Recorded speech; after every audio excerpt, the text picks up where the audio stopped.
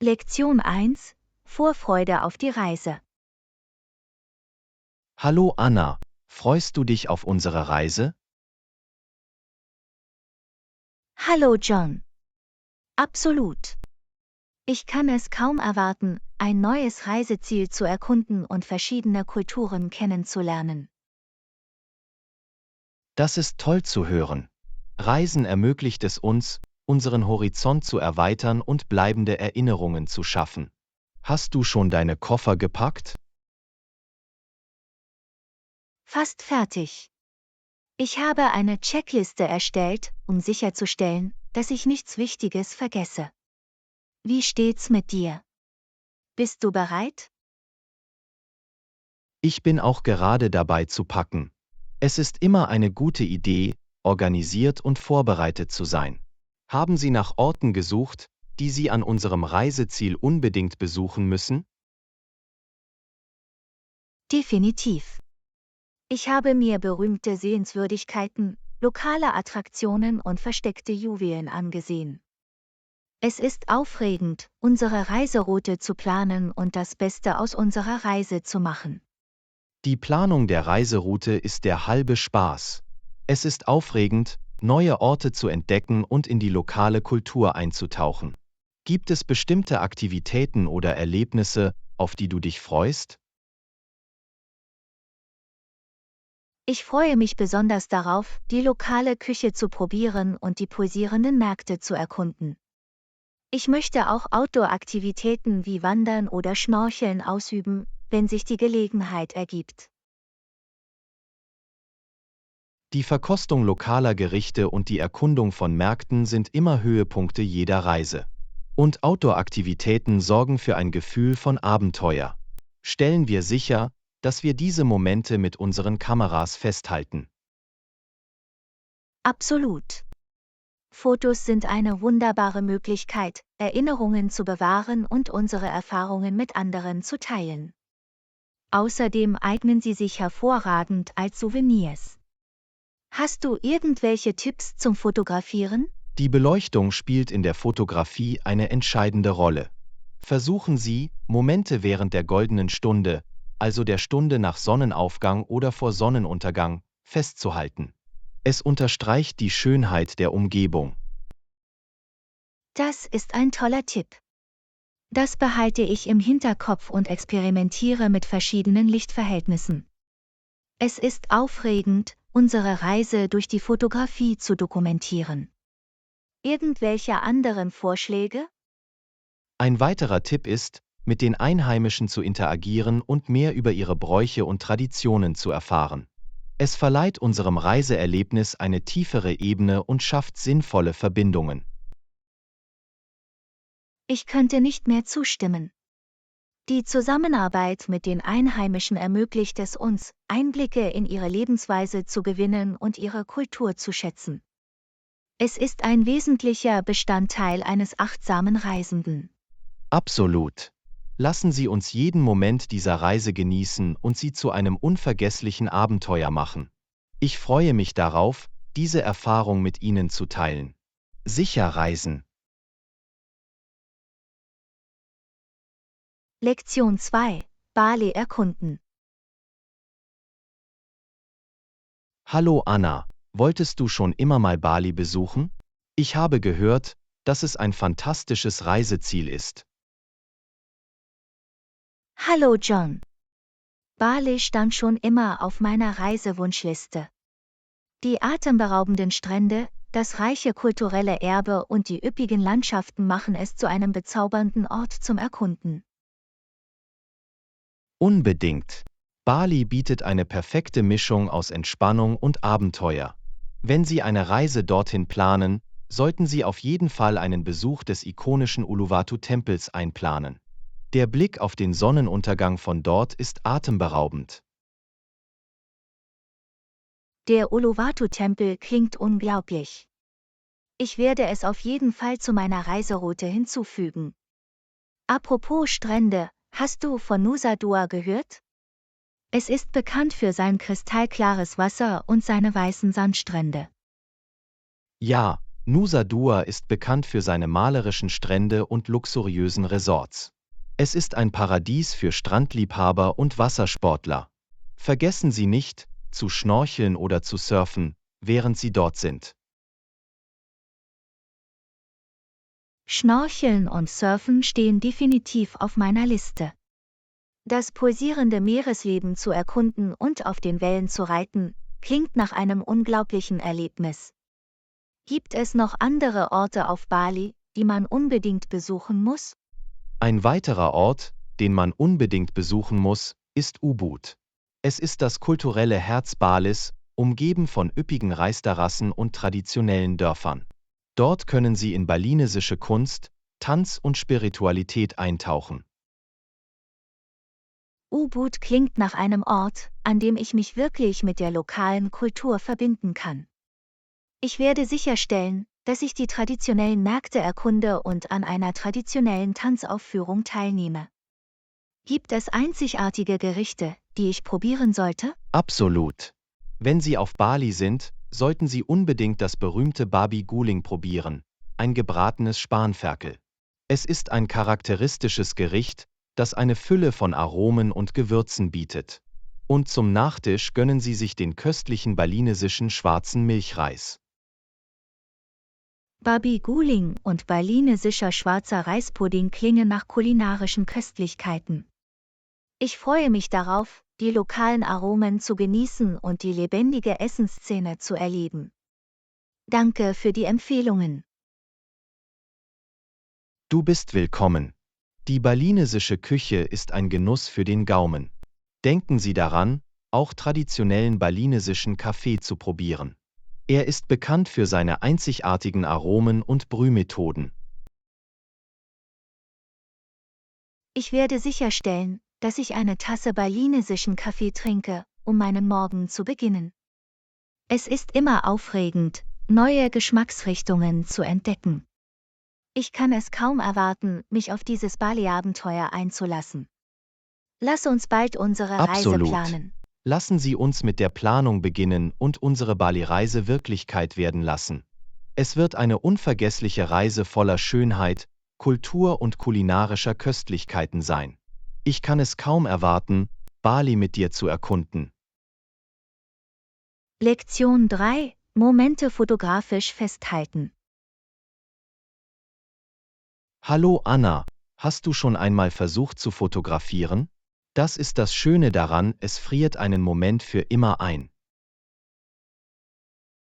Hallo John. Fotografie hat mich schon immer fasziniert. Es ist unglaublich, wie ein einziges Foto Emotionen einfangen, Geschichten erzählen und Erinnerungen bewahren kann. Unbedingt.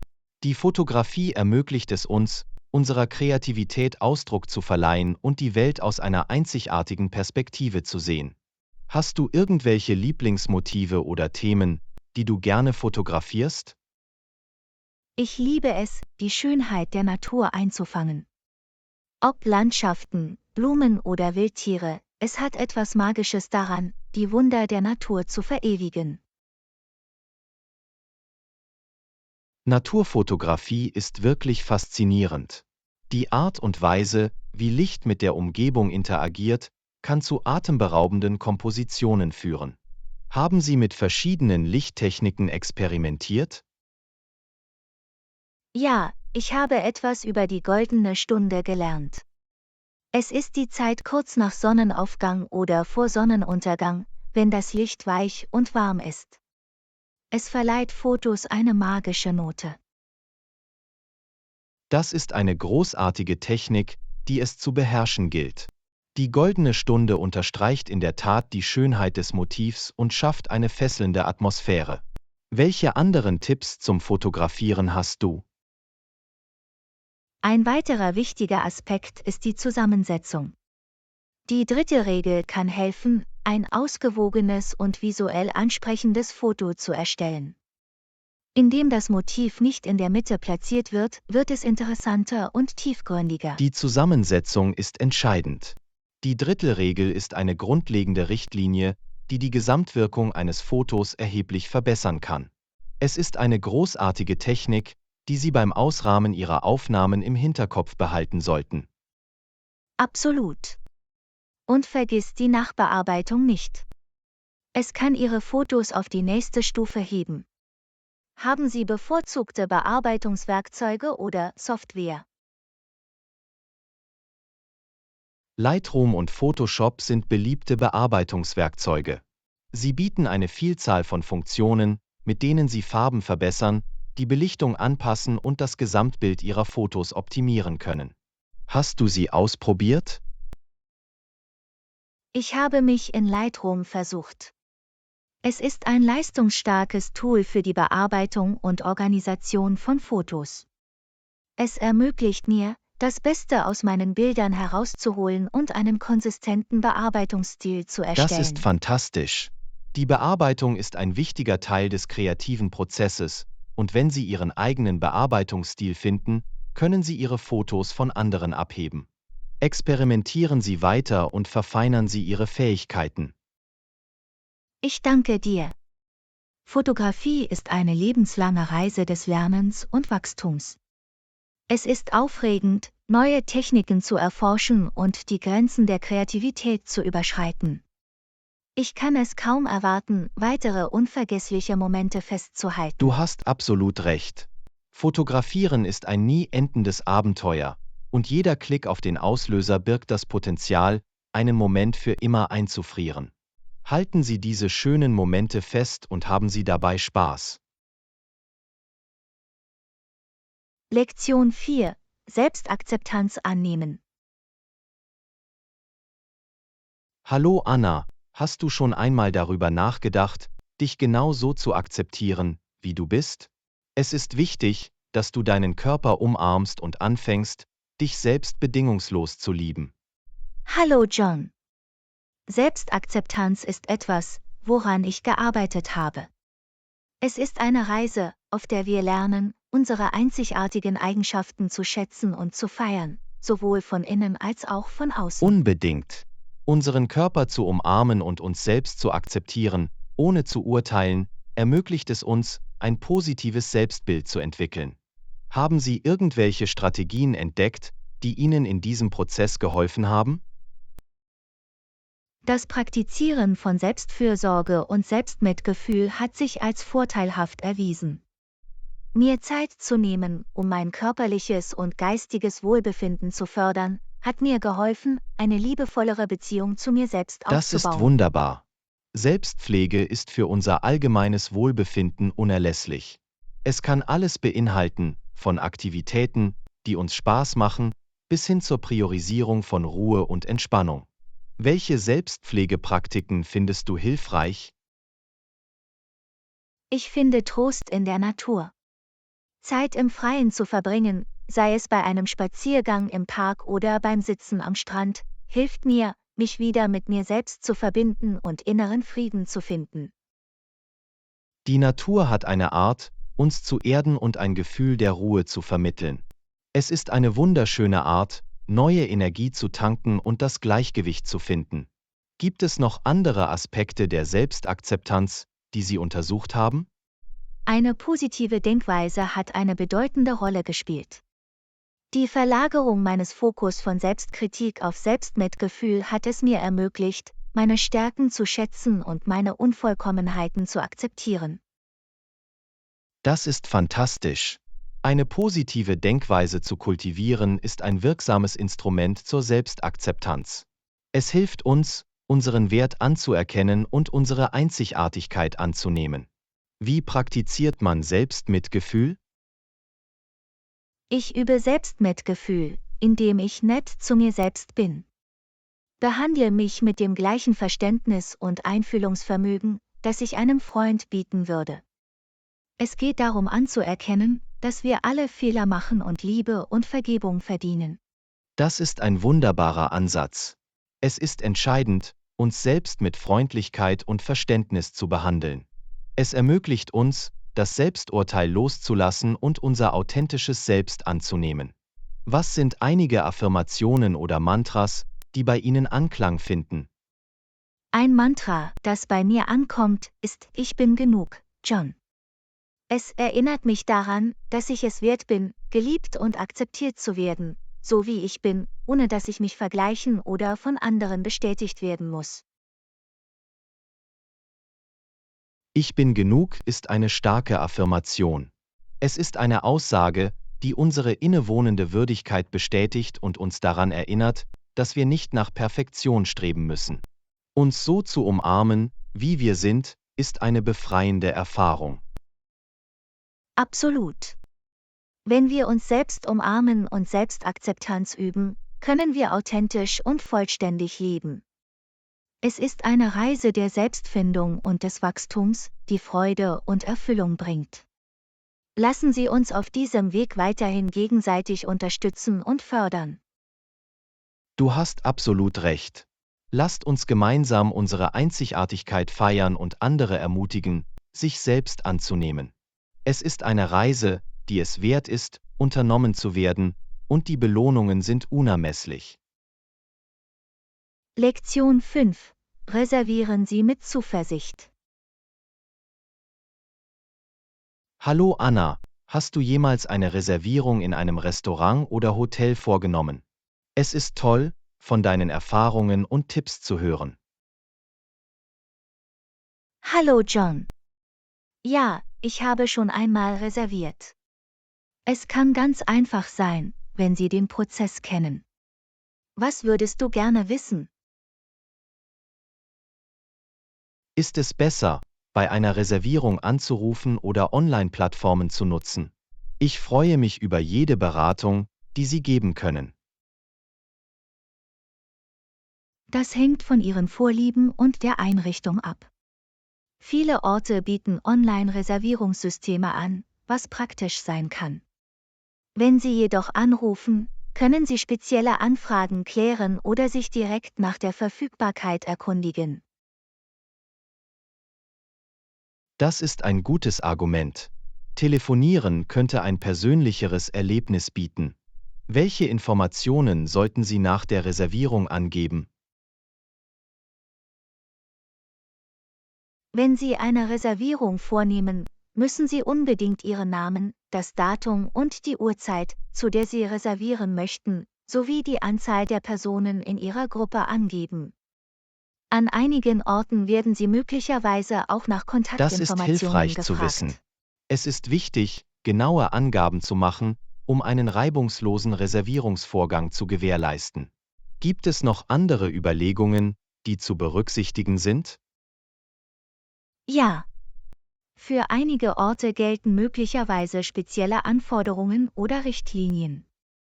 Beispielsweise benötigen Sie möglicherweise eine Kreditkarte, um die Reservierung zu bestätigen, oder es gelten bestimmte Kleidervorschriften.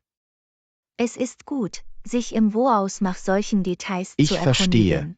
Wenn Sie sich besonderer Anforderungen oder Richtlinien bewusst sind, können Sie Überraschungen am Tag der Reservierung vermeiden.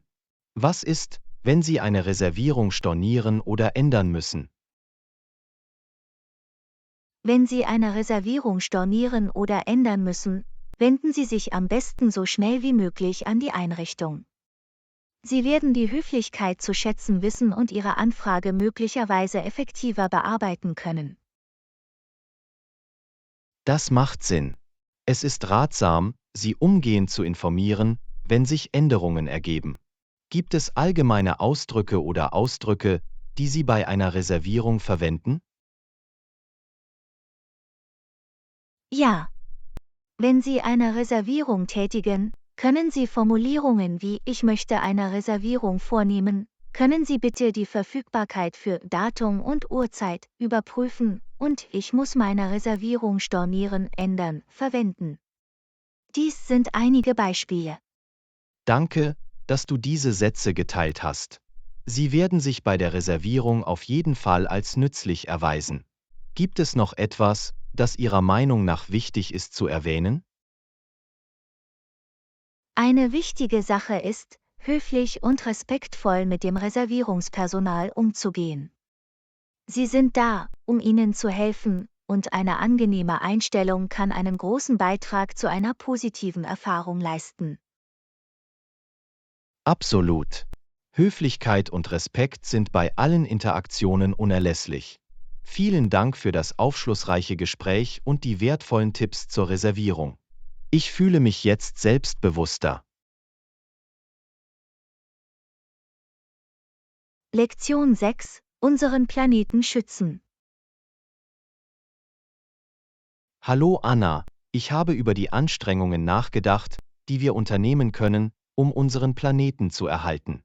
Es ist wichtig, Maßnahmen zu ergreifen und die Umwelt für zukünftige Generationen zu schützen. Hallo John. Ich stimme vollkommen zu.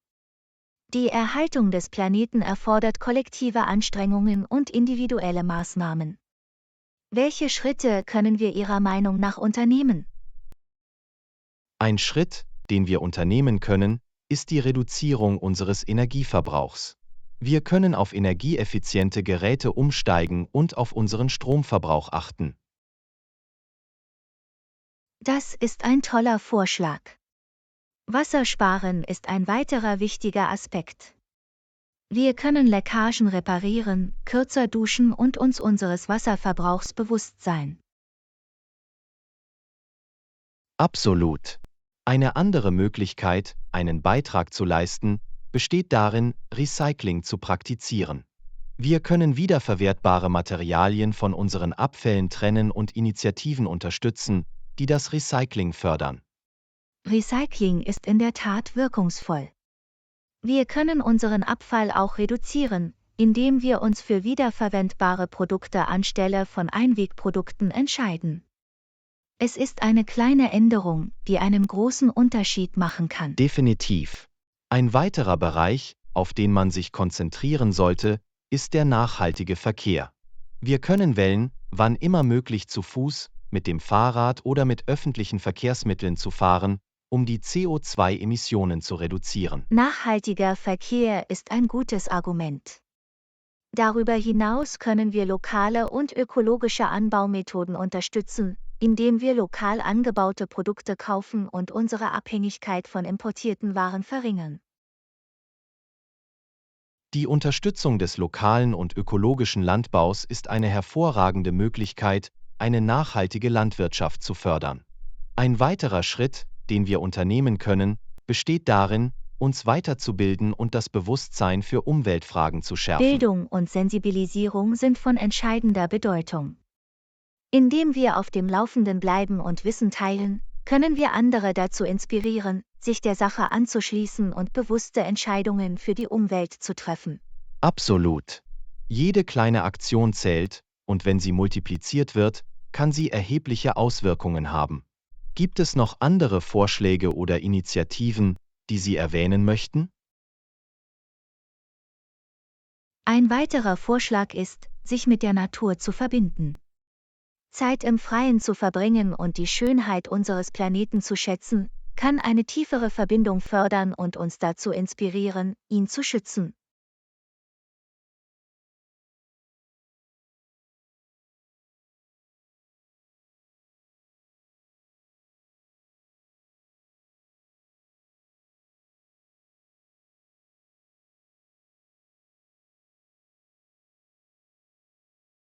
Zusammen können wir einen Unterschied machen. Indem wir unseren Planeten schützen, sichern wir eine nachhaltige Zukunft für kommende Generationen. Lassen Sie uns mit gutem Beispiel vorangehen und uns für die Umwelt einsetzen. Absolut. Seien wir die Veränderung, die wir uns wünschen, und arbeiten wir auf eine grünere und nachhaltigere Welt hin. Vielen Dank für dieses aufschlussreiche Gespräch und Ihr Engagement für den Erhalt unseres Planeten. Lektion 7: Preise und Zahlungsbedingungen. Hallo Anna, ich habe darüber nachgedacht, was mich am meisten beschäftigt, wenn es um den Kauf von Produkten oder Dienstleistungen geht. Preise und Zahlungsbedingungen spielen eine wichtige Rolle. Was sind deine Gedanken dazu? Hallo John. Ich stimme zu. Preise und Zahlungsbedingungen können unsere Kaufentscheidungen stark beeinflussen. Es ist wichtig, diese Faktoren zu berücksichtigen, bevor Sie einen Kauf tätigen. Was betrifft Sie speziell? Ein Problem, das ich habe, sind versteckte Gebühren. Manchmal mag der ursprüngliche Preis angemessen erscheinen, aber zusätzliche Gebühren können Sie überraschen. Hast du das schon einmal erlebt? Absolut. Versteckte Gebühren können frustrierend sein. Es ist wichtig, die allgemeinen Geschäftsbedingungen sorgfältig zu überprüfen oder um Klarstellung zu bitten, um sicherzustellen, dass wir uns über alle damit verbundenen Kosten im Klaren sind. Das ist ein gutes Argument. Eine transparente Preisgestaltung ist wichtig, um Vertrauen zwischen Käufer und Verkäufer aufzubauen. Haben Sie noch andere Bedenken im Zusammenhang mit der Preisgestaltung? Eine weitere Sorge, die ich habe, sind Preisschwankungen. Bei einigen Produkten oder Dienstleistungen kann es zu uneinheitlichen Preisen kommen, was es schwierig macht, unser Budget zu planen oder Ausgaben genau vorherzusagen. Das kann ich nachvollziehen. Preisschwankungen können unvorhersehbar sein und sich auf unsere Kaufkraft auswirken. Es ist hilfreich, nach Preistrends oder Preismustern Ausschau zu halten. Absolut. Ein weiterer zu berücksichtigender Aspekt sind die Zahlungsbedingungen. Einige Verkäufer bieten möglicherweise flexible Zahlungsoptionen an, während andere möglicherweise eine Vorauszahlung verlangen oder strenge Zahlungsfristen haben. Die Zahlungsbedingungen können in der Tat variieren. Es ist wichtig, unsere finanzielle Situation zu bewerten und Zahlungsoptionen zu wählen, die unserem Budget und unseren Präferenzen entsprechen. Sind Sie auf bestimmte Zahlungsbedingungen gestoßen, die Sie beunruhigt haben? Ja, ich bin auf Anbieter gestoßen, die eine vollständige Vorauszahlung verlangen, auch bei großen Einkäufen. Dies kann eine erhebliche finanzielle Belastung sein.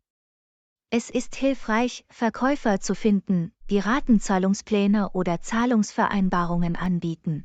Ich stimme zu. Flexibilität bei den Zahlungsbedingungen kann einen großen Unterschied machen, insbesondere bei größeren Ausgaben. Es ist wichtig, verschiedene Optionen zu erkunden und herauszufinden, was für uns am besten funktioniert. Absolut. Das Aushandeln von Zahlungsbedingungen kann in bestimmten Situationen auch von Vorteil sein. Es lohnt sich, mit dem Verkäufer zu besprechen, ob Spielraum für Anpassungen oder Anpassungen besteht. Das Aushandeln von Zahlungsbedingungen kann ein kluger Ansatz sein. Es ermöglicht uns, eine für beide Seiten akzeptable Vereinbarung zu finden und möglicherweise Geld zu sparen oder die finanzielle Belastung zu verringern. Gibt es noch andere Bedenken in Bezug auf Preise und Zahlungsbedingungen, die Sie erwähnen Ein möchten? weiteres Problem ist die Sicherheit von Online-Zahlungen. Angesichts des zunehmenden E-Commerce ist es von entscheidender Bedeutung, sicherzustellen, dass unsere Zahlungsinformationen geschützt sind und dass wir sichere Plattformen oder Zahlungsgateways verwenden. Das ist ein wichtiger Punkt. Online-Sicherheit ist von größter Bedeutung, wenn es um Zahlungen geht. Es ist wichtig, seriöse Verkäufer und Plattformen zu wählen, die sicheren Transaktionen Priorität einräumen. Absolut. Indem wir vorsichtig und wachsam sind, können wir uns vor potenziellem Betrug oder unbefugtem Zugriff auf unsere Finanzinformationen schützen. Vielen Dank, dass Sie dieses Anliegen zur Sprache gebracht haben. Du bist willkommen. Es war ein wertvolles Gespräch. Preisgestaltung und Zahlungsbedingungen sind entscheidende Faktoren bei unseren Kaufentscheidungen. Indem wir informiert und proaktiv sind, können wir sicherere Entscheidungen treffen. Lektion 8: Kaffee oder Tee? Hallo Anna, in Ordnung. Möchtest du es schwarz oder mit Milch? Hallo John. Mit Milch, bitte. Und hast du Tee?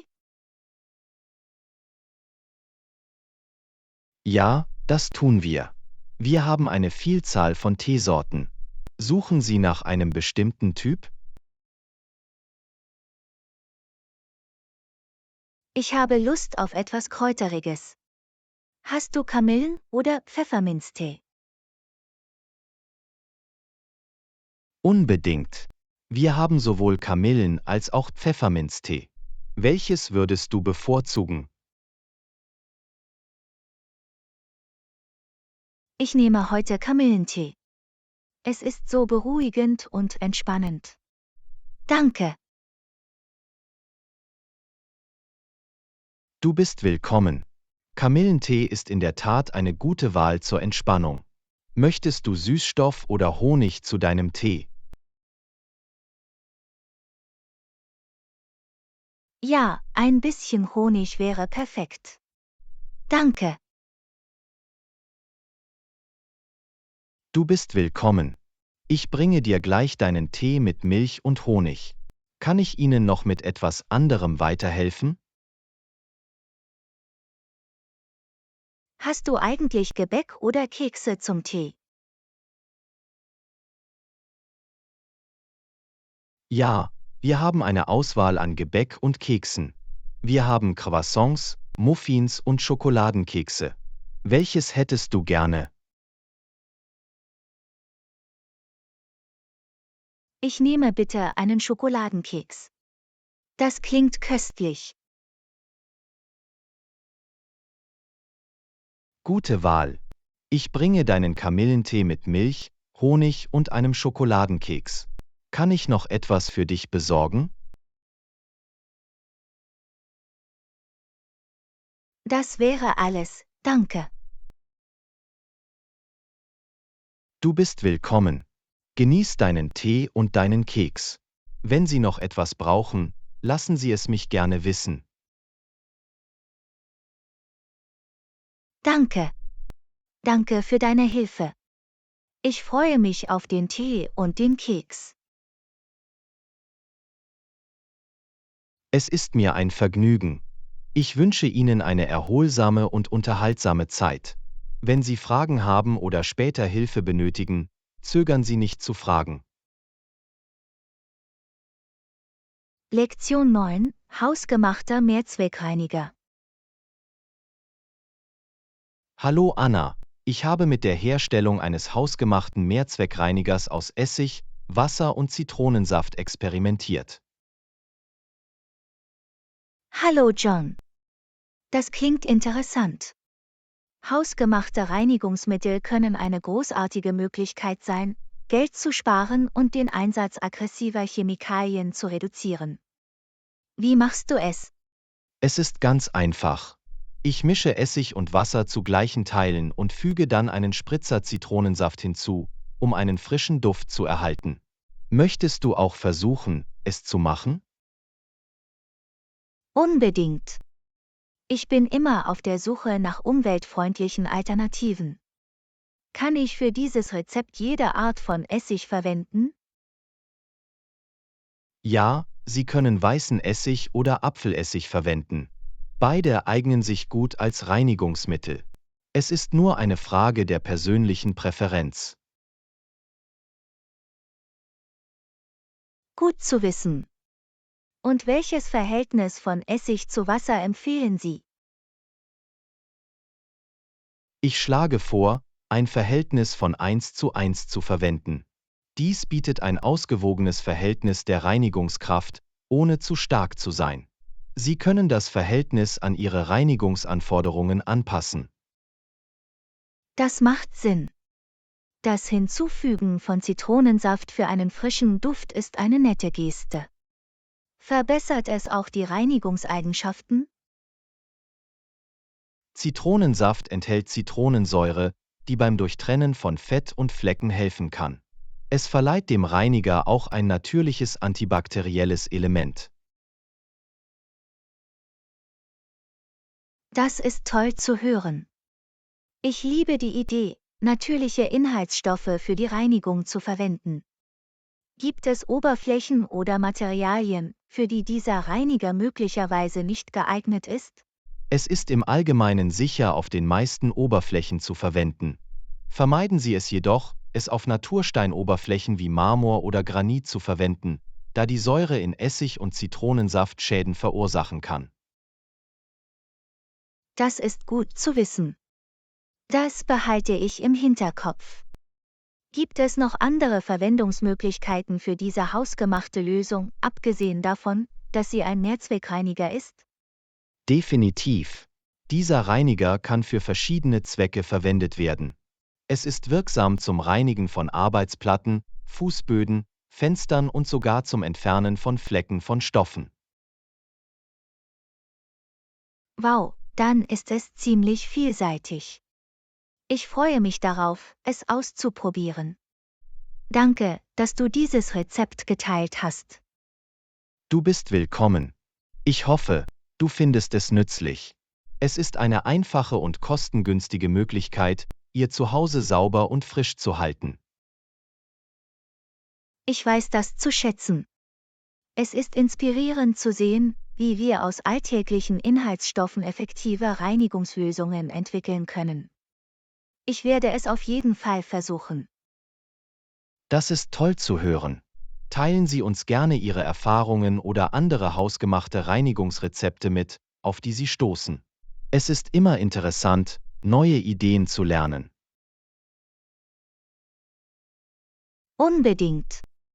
Ich halte dich auf dem Laufenden. Nochmals vielen Dank für den wunderbaren Vorschlag. Es war mir ein Vergnügen.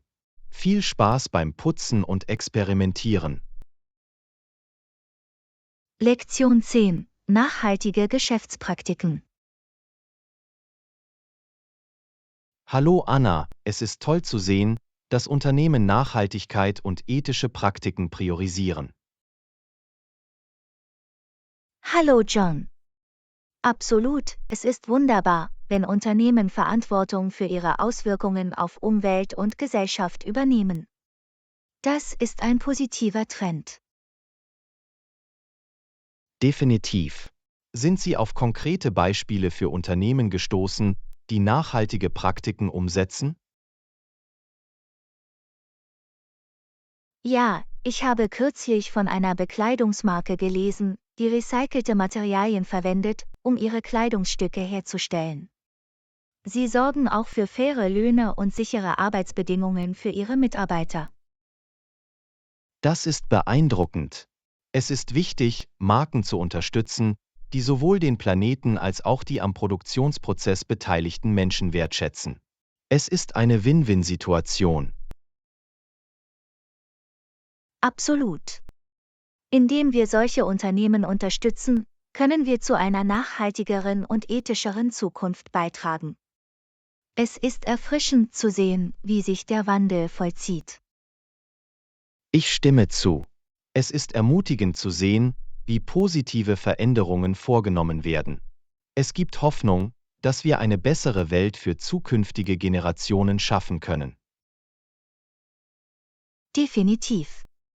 Es geht darum, als Verbraucher bewusste Entscheidungen zu treffen und Unternehmen zu unterstützen, die sich an unseren Werten orientieren. Unsere Kaufkraft kann Veränderungen vorantreiben. Absolut. Wir haben die Macht, den Markt mit unseren Entscheidungen zu beeinflussen. Es ist wichtig, dass wir uns über die Praktiken der Marken, die wir unterstützen, informieren. Absolut. Wenn wir als Verbraucher informiert sind, können wir bessere Entscheidungen treffen. Es ist wichtig, über Marketingaussagen hinauszuschauen und die Handlungen eines Unternehmens zu untersuchen. Sehr wahr. Es ist wichtig, dass Unternehmen ihre Praktiken transparent machen und eine kontinuierliche Verbesserung anstreben. Rechenschaftspflicht ist entscheidend. Absolut. Transparenz schafft Vertrauen und hilft Verbrauchern, fundierte Entscheidungen zu treffen. Das ist ein positiver Schritt in Richtung einer nachhaltigeren Zukunft. Einverstanden. Es ist inspirierend zu sehen, wie Unternehmen wachsen und Verantwortung übernehmen. Lassen Sie uns diese positiven Veränderungen weiterhin unterstützen und fördern. Absolut. Zusammen können wir eine bedeutende Wirkung erzielen. Es geht darum, eine bessere Welt für alle zu schaffen. Gut gesagt. Lassen Sie uns weiterhin das Bewusstsein schärfen und Unternehmen unterstützen, die Nachhaltigkeit und ethischen Praktiken Priorität einräumen. Gemeinsam können wir einen Unterschied machen. Definitiv. Kleine Schritte führen zu großen Veränderungen. Danke für dieses Gespräch. Es ist immer erfrischend, über positive Initiativen zu sprechen. Es war mir ein Vergnügen. Es war ein großartiges Gespräch. Lassen Sie uns weiter lernen, wachsen und andere auf diesem Weg zur Nachhaltigkeit inspirieren. Absolut. Passen Sie auf sich auf und setzen wir uns weiterhin dafür ein, eine positive Wirkung zu erzielen. Hab einen wundervollen Tag. Du auch. Passen Sie auf sich auf und setzen wir uns weiterhin für Nachhaltigkeit ein. Bis zum nächsten Mal. Lektion 11: Planung des Abendessens und des Treffens. Hallo Anna, ich habe über das heutige Abendessen nachgedacht. Kein Problem, treffen wir uns später und ich koche etwas Besonderes für uns. Hallo John. Das klingt großartig. Ich bin immer bereit für ein leckeres Essen. Was hast du für das Abendessen vor? Ich dachte daran, selbstgemachte Pizza zu machen. Es ist immer ein Publikumsmagnet und wir können die Beläge nach unseren Wünschen anpassen. Das klingt unglaublich. Ich liebe Pizza. Es ist so ein vielseitiges Gericht. Welche Beläge schlägst du vor? Wie wäre es mit einer klassischen Margherita-Pizza mit frischem Basilikum und Mozzarella? Wir können auch etwas gebratenes Gemüse für zusätzlichen Geschmack hinzufügen. Diese Kombination klingt perfekt. Ich mag die Einfachheit der Margherita-Pizza, und das geröstete Gemüse wird für eine nette Note sorgen. Ich bin dabei. Fantastisch! Ich sorge dafür, dass die Zutaten fertig sind. Gibt es etwas Spezielles, das du zur Mahlzeit beitragen möchtest? Ich kann einen frischen Salat mitbringen, der die Pizza ergänzt. Ich habe etwas Salat, Kirschtomaten und Gurken. Ein leichtes Vinaigrette-Dressing sollte gut dazu passen. Das klingt nach einer erfrischenden Ergänzung zum Essen. Ein Salat gleicht den Reichtum der Pizza aus. Danke, dass du angeboten hast, es mitzubringen. Es ist mir ein Vergnügen. Es macht mir Spaß, zu unseren gemeinsamen Mahlzeiten beizutragen. Es ist immer schön, sich die Arbeit zu teilen und als Team etwas Leckeres zu kreieren. Absolut.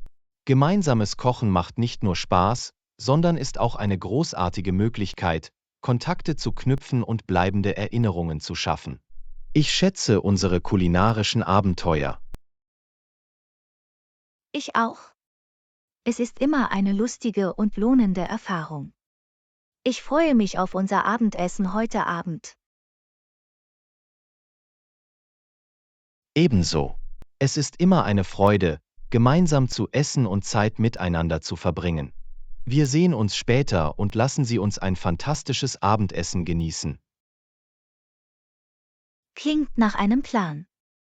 Bis bald und lassen Sie uns unseren Gaumen mit köstlicher hausgemachter Pizza verwöhnen. Ich kann es kaum erwarten. Prost! Bis bald! Lass das Kochen und der Spaß beginnen.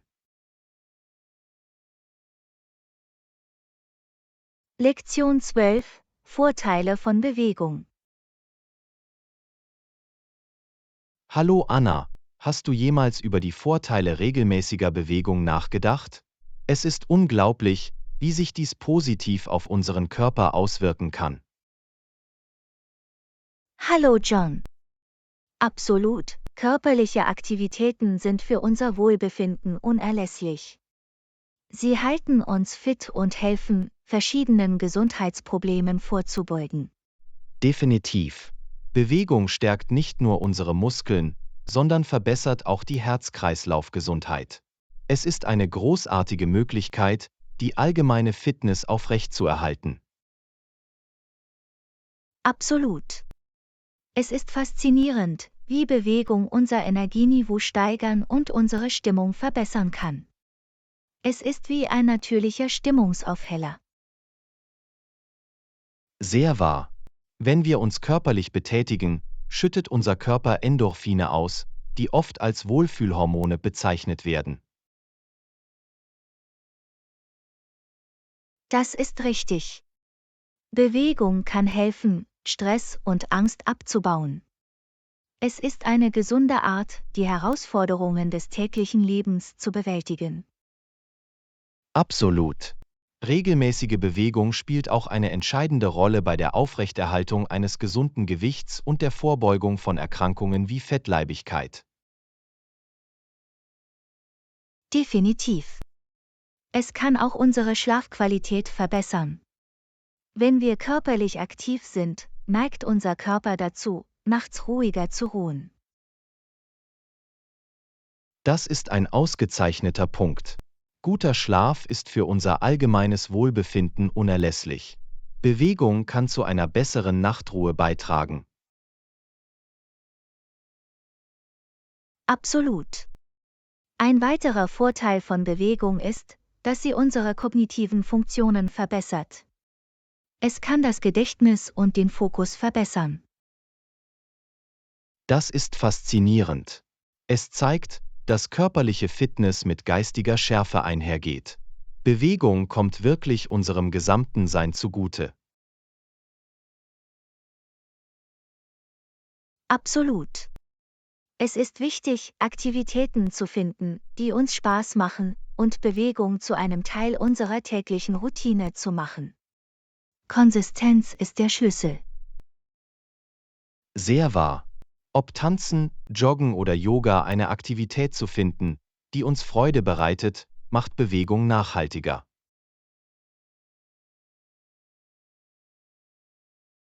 Definitiv. Wir sollten auch auf unseren Körper hören und Ruhetage in unsere Routine einbauen, um Überanstrengung zu vermeiden und Verletzungen vorzubeugen. Das ist eine wichtige Erinnerung. Ausgeglichenheit ist in allen Lebensbereichen von entscheidender Bedeutung, auch auf unserer Fitnessreise. Wir sollten auf uns selbst aufpassen. Absolut. Lassen Sie uns unserer Gesundheit und unserem Wohlbefinden Priorität einräumen, indem wir aktiv bleiben und Bewegung zu einem festen Bestandteil unseres Lebens machen. Gut gesagt. Lassen Sie uns gegenseitig inspirieren, einen gesunden und aktiven Lebensstil zu führen. Gemeinsam können wir unsere Fitnessziele erreichen und die Vorteile genießen. Absolut. Es ist immer motivierend, auf dieser Reise einen unterstützenden Partner zu haben. Auf ein fittes und erfülltes Leben. Prost darauf! Setzen wir uns weiterhin für unsere Gesundheit ein und nutzen wir die vielen Vorteile, die regelmäßige Bewegung mit sich bringt. Mach weiter stark! Lektion 13. Ideen für gesunde Ernährung und Snacks. Hallo Anna, vergessen wir bei der Planung unserer Mahlzeiten nicht, Obst und Gemüse einzubeziehen. Sie sind großartig für unsere allgemeine Gesundheit. Hallo John. Absolut. Obst und Gemüse liefern wichtige Nährstoffe und tragen zu einer ausgewogenen Ernährung bei. Sie sind so wohltuend. Definitiv. Wir sollten versuchen, eine Vielzahl von Farben auf unseren Tellern zu haben. Verschiedene Obst- und Gemüsesorten enthalten unterschiedliche Vitamine und Mineralien. Absolut. Es ist interessant, wie jede Farbe für unterschiedliche Nährstoffe steht. Zum Beispiel sind Orangenfrüchte und Gemüse reich an Vitamin C. Das ist faszinierend. Und grünes Blattgemüse wie Spinat und Grünkohl steckt voller Eisen und anderer wichtiger Nährstoffe. Sehr wahr. Es ist wichtig, eine Mischung aus rohem und gekochtem Gemüse zu haben, um alle Vorteile nutzen zu können. Absolut. Rohes Gemüse eignet sich hervorragend zum Naschen, und gekochtes Gemüse kann in köstliche Mahlzeiten eingearbeitet werden. Es dreht sich alles um Abwechslung. Definitiv. Apropos Snacks, brauchen wir auch irgendwelche Snacks oder Leckereien, um unseren Heißhunger zwischendurch zu stillen? Das ist ein gutes Argument. Wählen wir gesündere Optionen für Snacks wie Nüsse, Samen oder frisches Obst. Sie liefern Energie und Nährstoffe. Absolut. Nüsse und Samen sind voller gesunder Fette und Proteine, während Früchte eine natürliche Süße und eine Dosis Vitamine bieten. Das ist richtig. Wir können auch hausgemachte Snacks wie Gemüsesticks mit Hummus oder Joghurt mit Beeren zubereiten. Sie sind köstlich und nahrhaft. Sehr wahr. Hausgemachte Snacks ermöglichen es uns, die Zutaten zu kontrollieren und gesündere Entscheidungen zu treffen. Außerdem macht es Spaß, sie zusammen zuzubereiten. Definitiv. Es ist eine großartige Möglichkeit, neue Geschmacksrichtungen zu verbinden und zu entdecken. Lassen Sie uns kreativ werden und verschiedene Kombinationen ausprobieren. Absolut. Wir können mit verschiedenen Gewürzen und Würzmitteln experimentieren, um den Geschmack unserer Snacks zu verbessern. Das wird sie noch angenehmer machen. Das ist eine fantastische Idee. Lassen Sie uns gesunde Ernährung zu einem Abenteuer machen und dabei neue Geschmacksrichtungen entdecken. Es geht darum, unseren Körper zu ernähren. Absolut. Indem wir nahrhaften Lebensmitteln und achtsamen Snacks Priorität einräumen, können wir unseren Körper stärken und uns am besten fühlen. Auf gesunde Entscheidungen. Prost darauf! Lassen Sie uns unser Wohlbefinden in den Vordergrund stellen und die Vorteile einer ausgewogenen Ernährung genießen. Danke für dieses aufschlussreiche Gespräch. Es war mir ein Vergnügen. Es ist mir immer eine Freude, mit Ihnen über Gesundheit und Ernährung zu sprechen. Lassen Sie uns weiterhin positive Entscheidungen treffen. Hab einen wundervollen Tag. Ich danke dir. Ich weiß deinen Enthusiasmus zu schätzen. Setzen wir uns weiterhin für unsere Gesundheitsreise ein. Passen Sie auf sich auf und haben Sie einen fantastischen Tag vor sich. Lektion 14: Aromen und Rezepte entdecken. Hallo Anna, hast du schon einmal versucht, in deiner Küche mit verschiedenen Geschmacksrichtungen zu experimentieren? Es kann Mahlzeiten so viel aufregender machen. Hallo John. Absolut. Die Erkundung von Aromen ist eine großartige Möglichkeit, unser kulinarisches Erlebnis zu verbessern.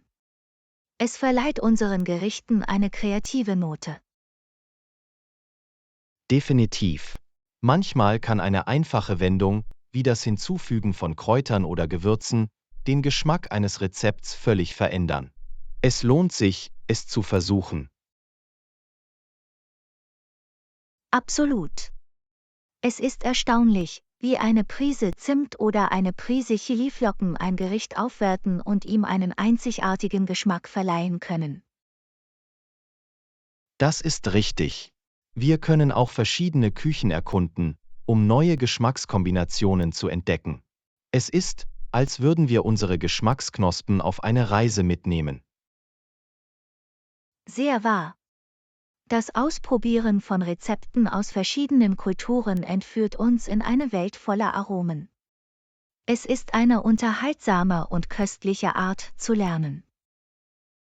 Absolut. Und wenn Sie ein neues Rezept ausprobieren, ist es wichtig, die Anweisungen genau zu befolgen.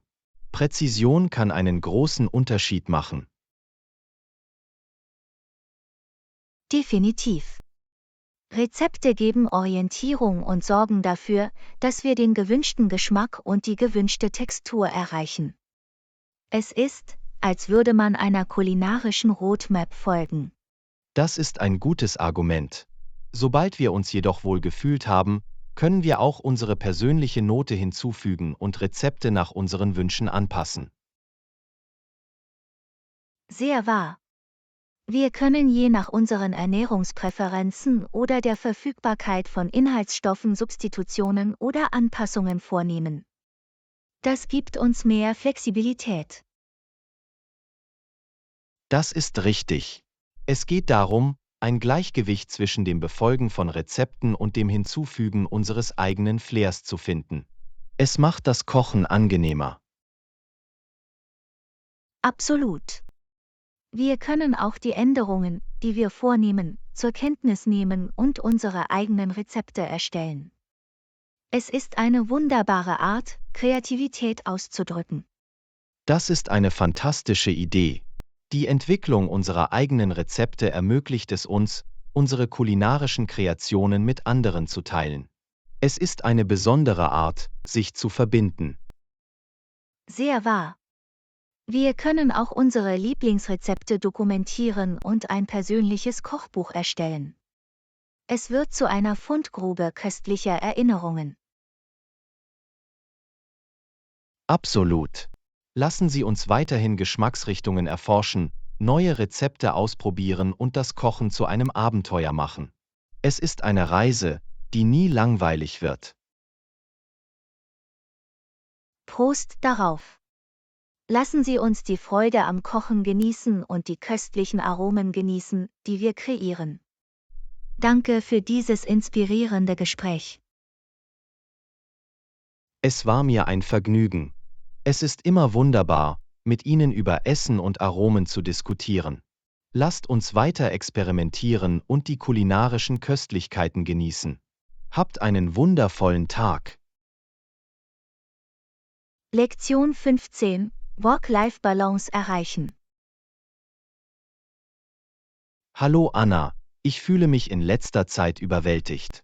Es scheint, als würde die Arbeit mein Leben bestimmen. Hallo John. Ich verstehe, wie du dich fühlst. Es ist wichtig, ein Gleichgewicht zwischen Beruf und Privatleben zu finden. Einverstanden. Ich möchte meine persönliche Zeit genießen und nicht zulassen, dass die Arbeit meine ganze Energie verbraucht. Ich muss einen Weg finden, um dieses Gleichgewicht zu erreichen. Definitiv. Ein Ansatz könnte darin bestehen, klare Grenzen zwischen Beruf und Privatleben zu setzen. Es hilft, eine Trennung zu schaffen. Das ist eine gute Idee. Ich werde versuchen, bestimmte Zeiten für Arbeit und Freizeitaktivitäten festzulegen. Es wird mir helfen, mich auf jeden Aspekt einzeln zu konzentrieren.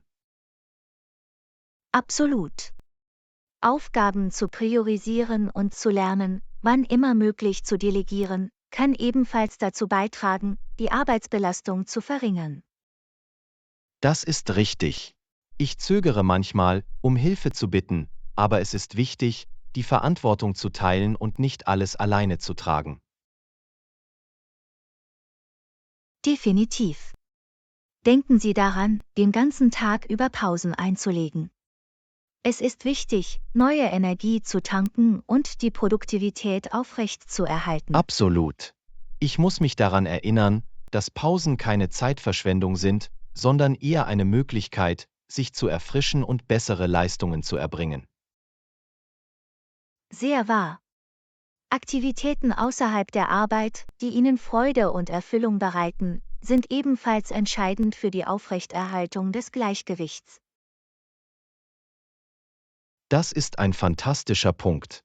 Ich werde sicherstellen, dass ich Zeit meinen Hobbys widme und schöne Momente mit meinen Lieben verbringe.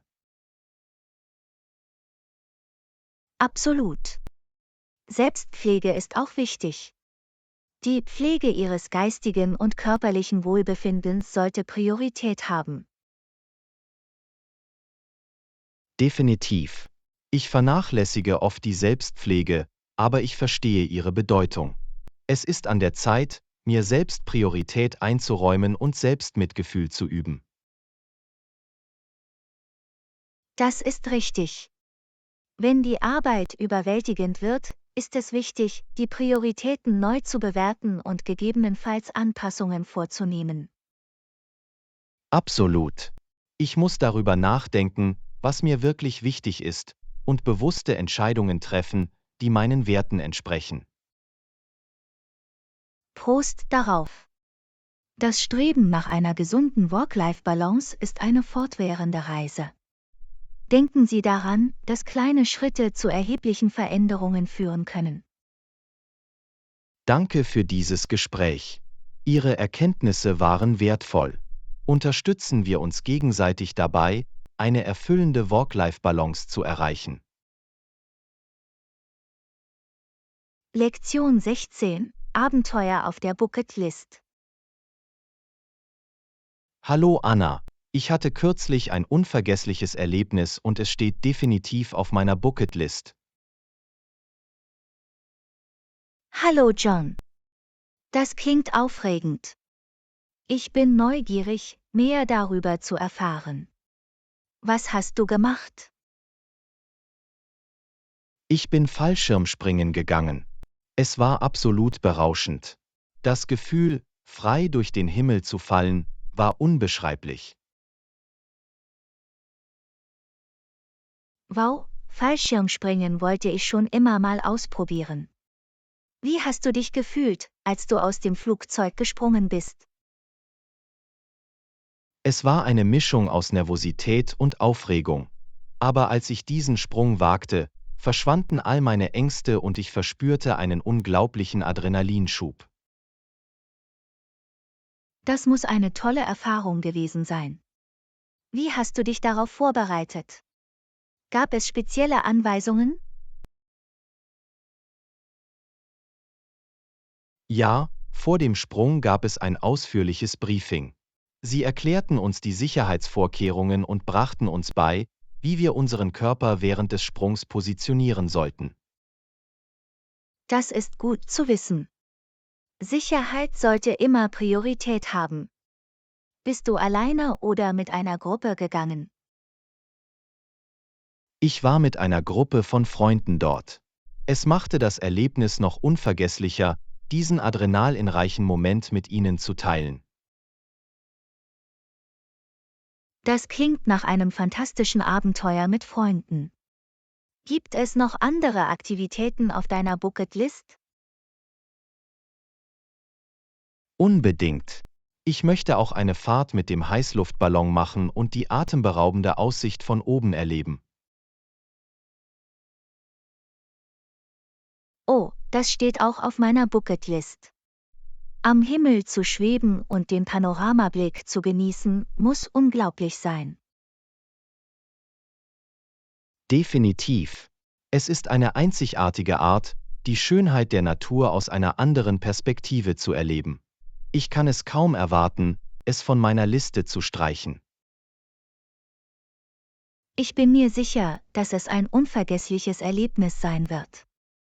Gibt es noch andere Artikel auf deiner Bucketlist? Ja, ich würde gerne surfen lernen. Auf den Wellen zu reiten und die Energie des Ozeans zu spüren, das wollte ich schon immer ausprobieren. Surfen klingt nach einem aufregenden Abenteuer. Es erfordert Geschick und Balance. Ich hoffe, du hast die Gelegenheit, diese Wellen zu lernen und zu reiten. Ich danke dir. Ich bin entschlossen, es zu verwirklichen. Es ist wichtig, unsere Träume zu verwirklichen und dabei bleibende Erinnerungen zu schaffen. Absolut. Das Leben ist zu kurz, um unseren Leidenschaften nicht nachzujagen und neue Erfahrungen zu machen. Lassen Sie uns weiterhin Abenteuer zu unseren Bucketlisten hinzufügen. Ich könnte nicht mehr zustimmen. Lassen Sie uns die Abenteuer des Lebens genießen und das Beste aus jedem Moment machen. Danke für dieses inspirierende Gespräch. Lektion 17: Steigerung des Selbstwertgefühls. Hallo Anna, ich habe über Selbstwertgefühl nachgedacht und wie es unser Glück beeinflusst. Hallo John. Das Selbstwertgefühl spielt eine wichtige Rolle für unser allgemeines Wohlbefinden. Wenn wir uns gut fühlen, wirkt sich das positiv auf unser Glück aus. Absolut. Ich glaube, dass ein gesundes Selbstwertgefühl es uns ermöglicht, die Herausforderungen des Lebens mit Selbstvertrauen und Belastbarkeit zu bewältigen. Ich könnte nicht mehr zustimmen. Also, was trägt Ihrer Meinung nach zum Aufbau und Erhalt des Selbstwertgefühls bei? Ich denke, es beginnt mit Selbstakzeptanz und dem Annehmen unserer Stärken und Schwächen. Es ist entscheidend, unsere Würdigkeit anzuerkennen. Definitiv. Es ist wichtig, Selbstmitgefühl zu üben und uns daran zu erinnern, dass wir Liebe und Respekt verdienen. Absolut. Wenn wir uns mit positiven und unterstützenden Menschen umgeben, kann dies auch unser Selbstwertgefühl steigern. Das ist wahr. Ein starkes Unterstützungssystem kann uns ermutigen und uns helfen, unseren eigenen Wert zu erkennen. Vielleicht sollten wir uns auch darauf konzentrieren, realistische Ziele zu setzen und dabei unsere Erfolge zu feiern. Ich stimme zu. Das Setzen erreichbarer Ziele hilft uns, Selbstvertrauen aufzubauen und gibt uns ein Erfolgserlebnis. Absolut. Die Pflege unseres körperlichen und geistigen Wohlbefindens kann auch zu einem positiven Selbstbild beitragen. Sehr wahr. Sich an Aktivitäten zu beteiligen, die uns Freude bereiten, und Selbstfürsorge zu praktizieren, kann unser Selbstwertgefühl stärken. Vielleicht sollten wir auch negative Selbstgespräche in Frage stellen und sie durch positive Affirmationen ersetzen. Das ist eine tolle Idee. Es kann einen großen Unterschied machen, unseren inneren Dialog so zu ändern, dass er unterstützender und freundlicher ist. Absolut. Es ist wichtig, sich daran zu erinnern, dass Selbstwertgefühl eine Reise ist und ständige Anstrengung und Selbstreflexion erfordert. Definitiv. Die Pflege des Selbstwertgefühls ist ein fortlaufender Prozess, in den es sich lohnt, Zeit und Energie zu investieren. Vielleicht sollten wir auch lernen, Komplimente gnädig anzunehmen und an das positive Feedback zu glauben, das wir erhalten. Ich stimme zu. Das Annehmen von Komplimenten ermöglicht es uns, unsere Stärken anzuerkennen und stärkt unser Selbstwertgefühl. Absolut. Letztlich führt die Entwicklung eines gesunden Selbstwertgefühls zu mehr Glück und Erfüllung im Leben. Sehr wahr. Wenn wir uns selbst wertschätzen, können wir Chancen nutzen, Herausforderungen bewältigen und authentisch leben. Vielleicht sollten wir uns gegenseitig ermutigen, Selbstmitgefühl zu üben und unsere einzigartigen Eigenschaften zu feiern. Das ist eine wunderbare Idee. Unterstützen wir uns gegenseitig auf dieser Reise zum Selbstwertgefühl und stärken uns gegenseitig. Absolut. Danke für dieses aufschlussreiche Gespräch. Lassen Sie uns weiterhin unser Selbstwertgefühl fördern und unser bestes Leben führen. Lektion 18: Erkundung der reichen Kultur Indiens. Hallo Anna, ich wollte schon immer einmal Indien besuchen. Es ist bekannt für seine lebendige Kultur und seine vielfältigen Traditionen. Hallo John. Indien ist in der Tat ein faszinierendes Land. Es gibt so viel zu entdecken, von den historischen Sehenswürdigkeiten bis hin zur köstlichen Küche. Absolut. Ich habe gehört, dass das Taj Mahal ein Muss ist. Es ist ein Symbol der Liebe und ein architektonisches Meisterwerk. Ja, das Taj Mahal ist wirklich atemberaubend. Sein kompliziertes Design und der atemberaubende weiße Marmor machen es zu einem UNESCO-Weltkulturerbe. Das klingt unglaublich. Ich bin auch neugierig auf die indische Küche. Ich habe gehört, dass es schmackhaft und vielfältig ist. Hast du irgendwelche indischen Gerichte probiert? Definitiv. Die indische Küche ist bekannt für ihre Gewürze und aromatischen Aromen. Ich habe Gerichte wie Butterhuhn und Biryani probiert und sie waren köstlich. Das ist toll zu hören. Ich freue mich darauf, bei meinem Besuch die verschiedenen Geschmacksrichtungen und Gewürze zu probieren. Gibt es noch andere berühmte Sehenswürdigkeiten in Indien? Ja, es gibt viele. Das Rote Fort in Delhi, das Amer Fort in Jaipur und das Gateway of India in Mumbai sind nur einige Beispiele. Wow, das klingt nach bemerkenswerten Orten, die es zu erkunden gilt. Ich bin auch daran interessiert, mehr über indische Traditionen und Feste zu erfahren. Kennst du welche? Unbedingt. Diwali ist eines der beliebtesten Festivals in Indien, auch bekannt als das Lichterfest. Es ist ein Fest, bei dem das Gute über das Böse gefeiert wird. Das klingt faszinierend. Ich bin immer daran interessiert, verschiedene Kulturen und ihre einzigartigen Feste zu erleben. Gibt es noch andere Festivals? Ja, Holi ist ein weiteres lebendiges Festival, das mit Begeisterung gefeiert wird. Es ist bekannt als das Festival der Farben, bei dem sich die Menschen spielerisch mit farbigen Pudern bewerfen. Das klingt nach einer lustigen und freudigen Feier. Ich kann mir die lebendige Atmosphäre vorstellen. Gibt es bestimmte Regionen in Indien, die du empfehlen würdest zu besuchen? Jede Region in Indien hat ihren eigenen Charme, aber das Goldene Dreieck ist eine beliebte Touristenattraktion, die Delhi, Agra und Jaipur umfasst. Das ist gut zu wissen. Ich werde sicherstellen, dass das Goldene Dreieck in meine Reisepläne aufgenommen wird.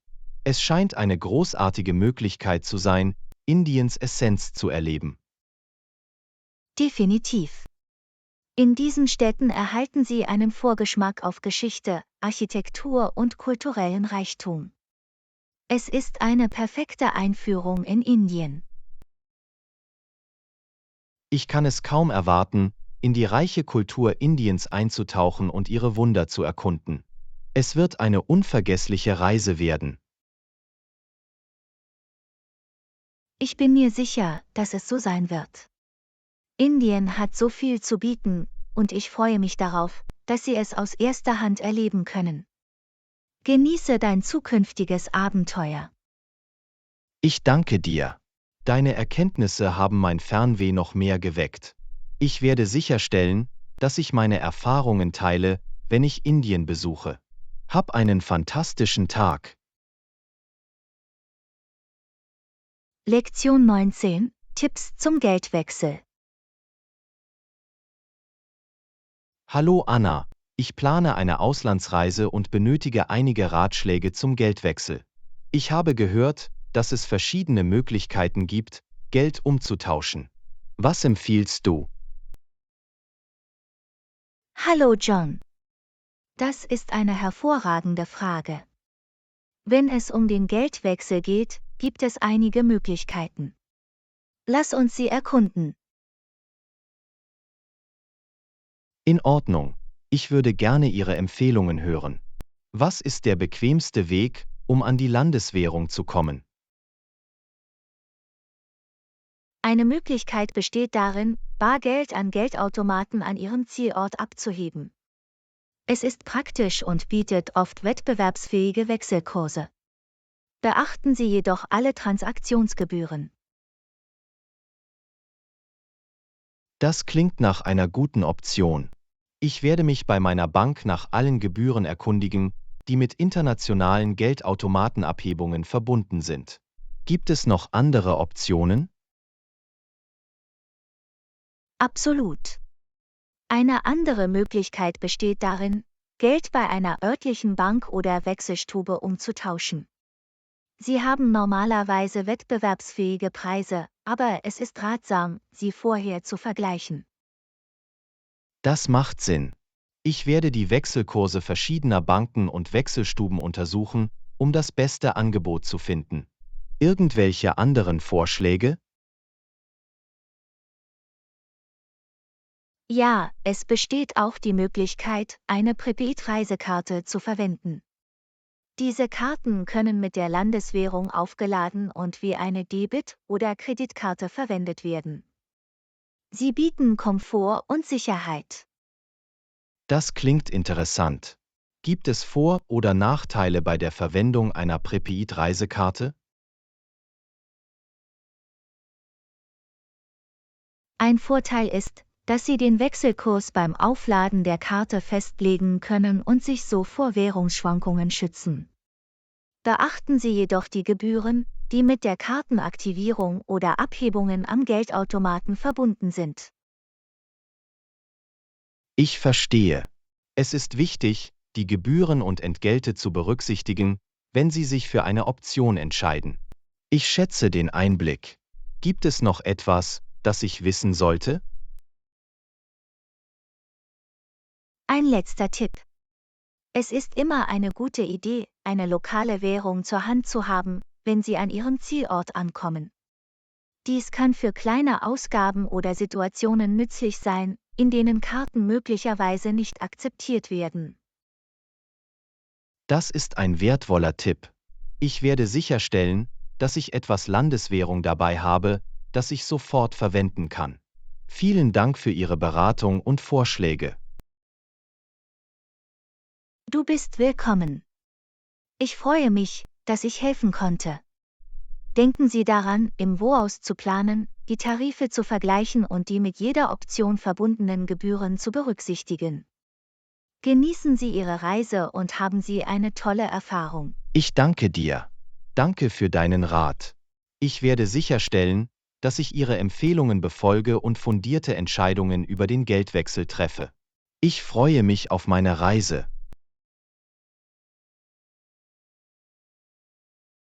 Ich freue mich für dich.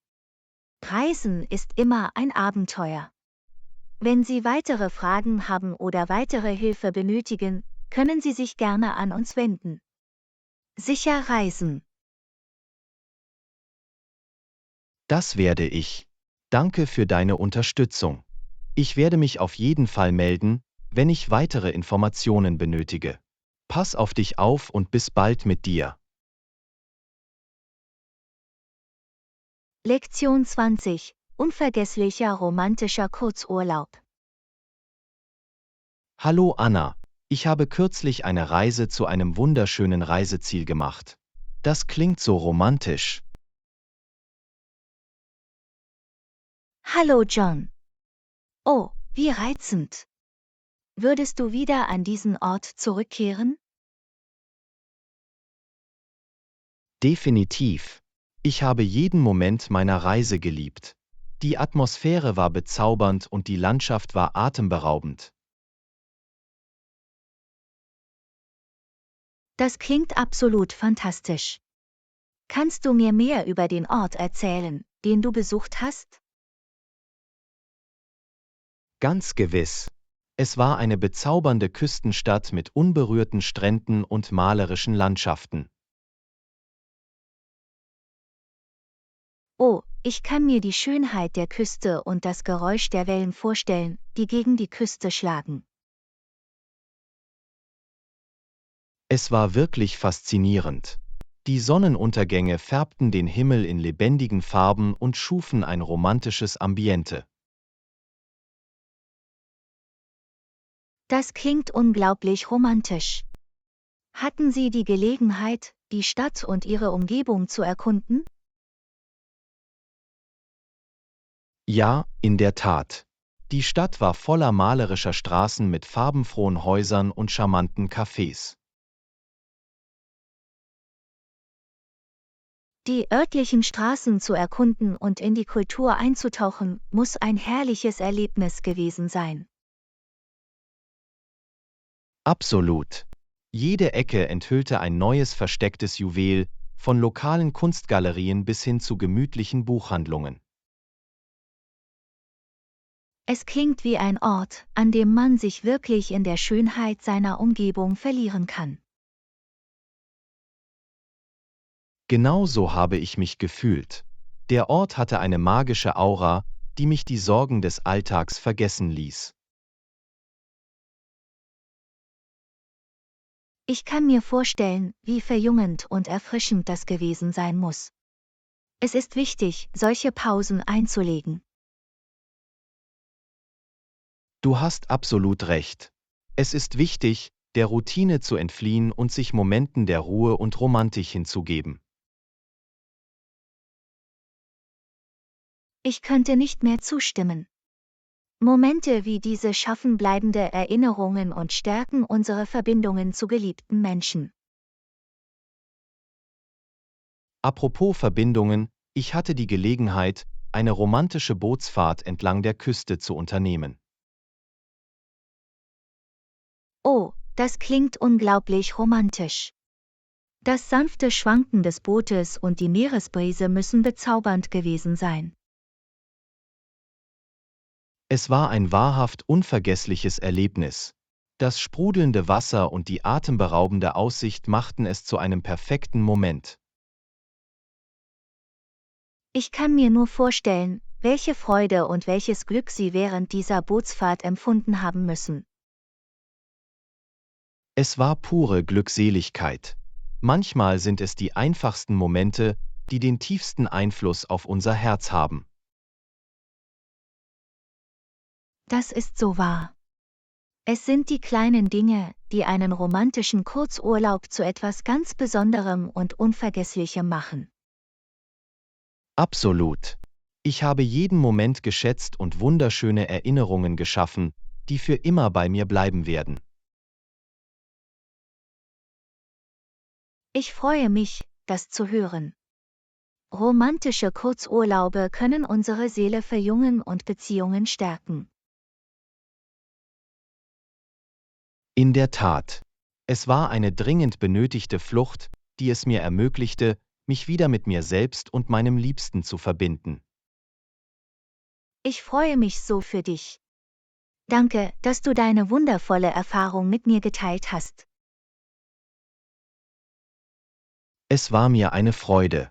Ich hoffe, es inspiriert andere dazu, in ihrem eigenen Leben nach Momenten der Romantik und des Abenteuers zu suchen. Ich bin mir sicher, dass es so sein wird. Ich wünsche Ihnen in Zukunft viele weitere unvergessliche Momente und romantische Kurzurlaube. Ich danke dir. Danke für deine freundlichen Worte.